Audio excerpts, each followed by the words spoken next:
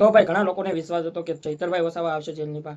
જી મિત્રો, ઘણા લોકોને વિશ્વાસ હતો અને તમન્ના હતી કે ચૈતરભાઈ વસાવા આજે આવશે જેલની બહાર, અને જે તેમની સાથે બે ખેડૂત ભાઈઓ છે એ પણ જેલની બહાર આવશે. જી હા મિત્રો, એમ કહેવાય કે ચૈતરભાઈ વસાવા એક જેલની અંદર નથી, પણ તેમની સાથે બે ખેડૂત પણ છે હજી. જી હા, એવું પણ કહેવામાં આવશે. જી હા મિત્રો, તમને બધા લોકોને ખબર છે કે તમને પણ એવું લાગતું હશે કે જેલની અંદર બધા લોકો હતા એ જેલની બહાર આવી ગયા છે, ફક્ત એક ચૈતરભાઈ વસાવા અંદર છે. જી હા મિત્રો, ઘણા લોકોનો એવો સવાલ હતો કે ઘણા લોકો એવા પણ કહેતા કે ચૈતરભાઈ વસાવા એક જ જેલની અંદર છે, બીજા બધા તો જેલની બહાર આવી ગયા છે.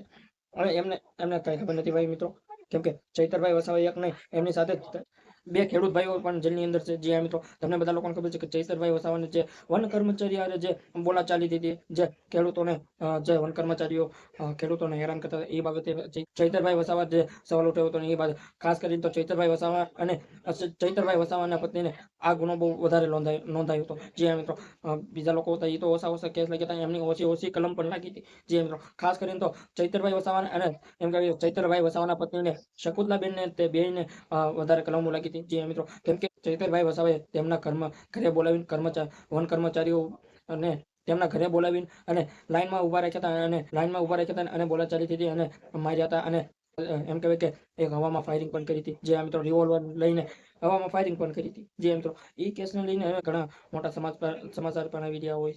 જે મિત્રો, એ કેસને લઈને અત્યારે તમે જોઈ શકતા હોય તો કે ચૈતરભાઈ વસાવાને 7 વર્ષની જેલ પડી હતી, અને ખાસ કરીને તો ચૈતરભાઈ વસાવાને અને ચૈતરભાઈ વસાવાના પત્નીને મોટી કલમો લાગી હતી. જેમ બેયને વધારે દોષી માનવામાં આવ્યા હતા. જે મિત્રો, એવું પણ કહેવામાં જે તમને બધા લોકોને ખબર છે કે બધાને એક સરખી જ સજા પડી હતી. જે મિત્રો, બધાને એક સરખી જ સજા પડી હતી, જે 7 વર્ષની જેલ પડી છે. ઘણા લોકો એવું કહી રહ્યા છે કે ચૈતરભાઈ વસાવા ફક્ત એક જેલની અંદર છે, અને જે બે ખેડૂત ભાઈ છે એ જ ફક્ત અંદર છે. આજે એમને તારીખ પણ લંબાવવામાં આવી. જે મિત્રો, ચૈતરભાઈ વસાવાને 7 તારીખ આપવામાં આવી છે. જે મિત્રો, ફરી વખત ચૈતરભાઈ વસાવાને તેમની પત્ની કોના પણ તારીખો આપેલી હશે, કેમ કે ચૈતરભાઈ વસાવાના પત્નીને પણ તારીખો લંબાવી હતી, અને પહેલા 8 તારીખ આપી, 14 તારીખ આપી, 15 તારીખ આપી, 16 આપી, પછી 17 તારીખ આપી, છેલ્લી 22 તારીખ આપી હતી, જ્યારે એમને જેલમાંથી બહાર આવ્યા હતા. જે મિત્રો, તમને બધા લોકોને ખબર છે કે ત્યારે એ જેલની અંદર બહાર આવ્યા શકુંતલાબેનને. જે મિત્રો, હવે ફક્ત રહ્યા છે ચૈતરભાઈ વસાવા અને જે બે ખેડૂત ભાઈ છે એ જેલની અંદર છે. હવે એમને છોડાવવા માટે મને એવું લાગી રહ્યું છે કે ફરી વખત આંદોલન પણ થાય. જે મિત્રો,